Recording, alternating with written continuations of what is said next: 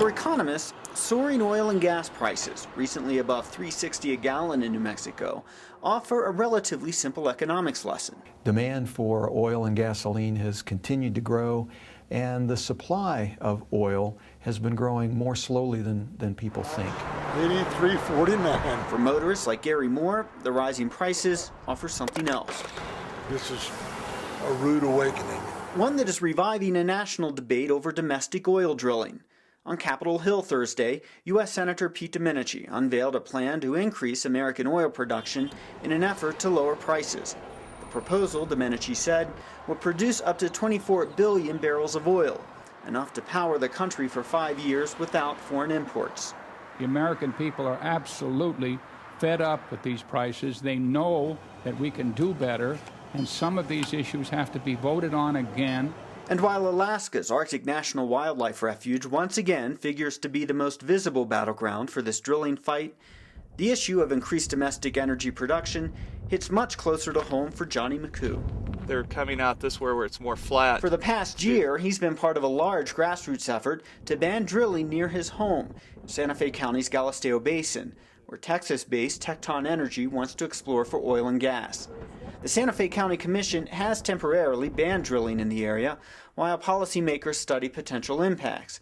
But if and when well pads start popping up, McCoo and other opponents worry about the environmental and archaeological consequences. Tecton thinks there may be between 50 and 100 million barrels of oil in the area. Even if that's true, world consumption right now is 86 million barrels per day.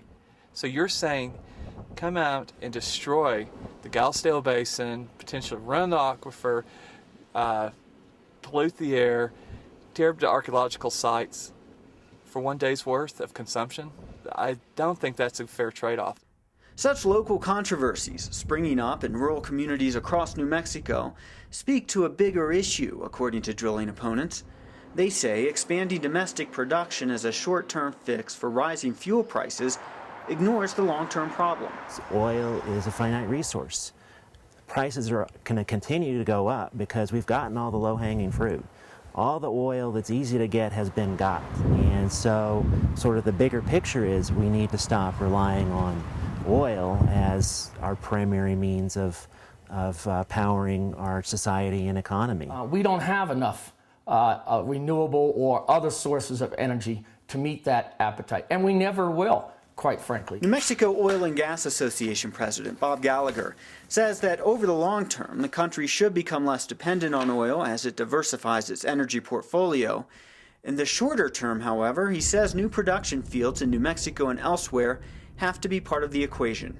When you look at our country today, using 18 million barrels of oil every day, and we only produce close to 7 million barrels of oil, there's something wrong there.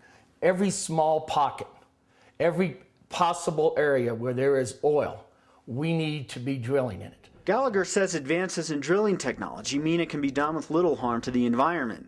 Opponents say no way, degradation is inevitable. Now, this is an industry. It's heavy industry. It can't be done cleanly. It can be done more dirty or less dirty. Jantz and Gallagher do agree on one point, that conservation, including stricter fuel economy standards, should be a priority for consumers and the government. That's really the lowest hanging of the fruit in terms of making things easier for people right now. Economist Arnie Baker, meanwhile, says oil prices could continue to rise in the near term, but he thinks they'll eventually come back down. I mean, from my point of view, there's no reason why oil prices can't be down in the $50 range in the longer run. But it's going to take some new technology development. It's going to take some more development in traditional oil supplies to get there.